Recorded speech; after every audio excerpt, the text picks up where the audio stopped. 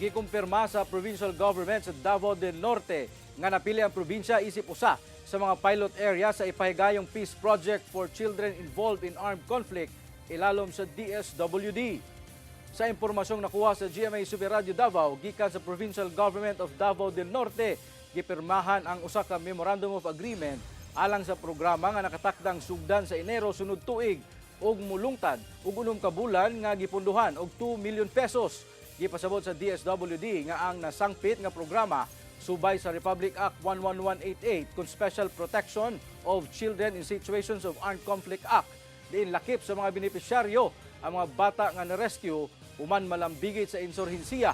Sumala pa ni Joseph Salvaria, gikan sa Social Technology Bureau sa DSWD, nga ilalom sa mga programang dalit sa Rice Case Management o Peace Promotion Education aron ipasabot sa mga kabataan ang importansya sa malinawong pagpamuyo. Gisiguro sab sa provincial government sa Davao del Norte nga maningkamot kini aron magmalampuson ang programa sa ahensya.